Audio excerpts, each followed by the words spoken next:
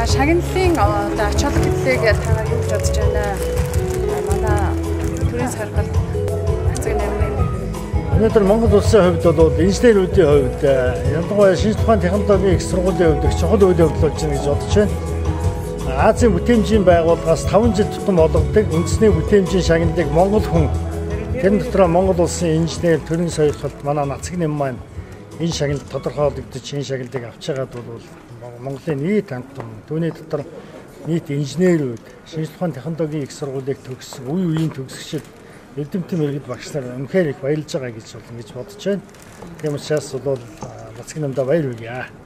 Баярлалаа. За танаас сургуулийг төгссөн төгсөж байна. Таны сэтгэлийг сонсъё. Тэгэхээр манай шинжлэх ухааны технологийн их сургууль бол 1959 оноос эхлээд Монгол улсад инженер бэлтгээд энэ хугацаанд 60 мянган орчим инженерийг Монгол улсад бэлтгэн гаргасан байгаа. Тэр инженеруудын нэг манай Нацаг нэм маань үнэхээр энэ үйлдвэрлэлийн бүтээмжийг нэмэгдүүлэхэд Монгол инженерийн уран ухаан шингэсэн бүтээлийг үйлдвэрлэлд нэвтрүүлж үнэхээр энэ бүтээмжийг нэмэгдүүлсэн ийм одоо сайхан үйл хэргийг бүтээсэн. Тэгээ үүнийг нь одоо манай Монгол улсын төр засагч гэсэн тухайн үед өндөр өргөнүүлж төрийн шагнал болгож оны шинжлэх ухааны шилдэг шагналыг олгож байсан. Гэтэл түүний бүтээлийг өнөөдөр бас олон улсын түвшинд үнэлж Азийн бүтээмжийн байгууллагаас 2015 оны үндэсний шагнал гэдэг энэ эрхэм нэр хүнтэй шагналыг түүнд олгосонд манай их сургуулийн хамт олон бидний төгсөгчөөр үнэхээр баярлаж бахархаж байна. Тэгээ энэ шагналыг гардуулах ёслолын ажиллагаа өнөөдөр манай сургууль дээр болж Нацаг нэм маань өөрийн бүтээлийн талаар манай оюутан суралцагчдад бас сонирхолтой илтгэл тавьж танилцуулсан явдал бол их чухал зүйл боллоо. Бид Нацаг нэмийн одоо нэгэн адил олон одоо шилдэг шинэ инженерүүд манай төгсөгчдөөс төрөн гарч Монгол улсад төдийг олон улсын түвшинд ажиллах чадвартай болох юм а гэдэгт улам одоо ихтгэл төгс болж байна. За бүс нутагт боёо 18 орны одоо гишүүнчлэлтэй энэ орны таны бүтээл шалгарсан байна. Таны бүтээл залуугаар шалгарсан сэтгэлдээ ард түмэндээ хуваалцахгүй юу?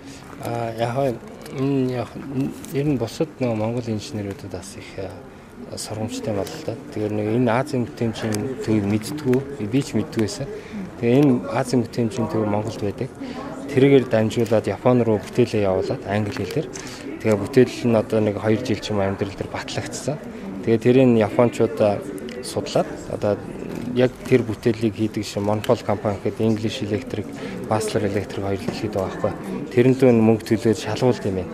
Тэгээд тэднэр нь болохоор дэлхийн хэмжээний одоо асуудлыг шийдсэн гэл тийм үнэлгөө гэх юм бол энэ шагналыг авдаг.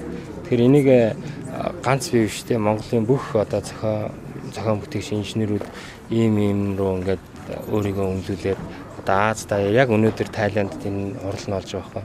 Ингээд өөрийнх Монгол улсыг дэлхийд дээр одоо таниулснараа бид нэр экспорт хийх, технологийн экспорт хийх боломжтой болж байгаа.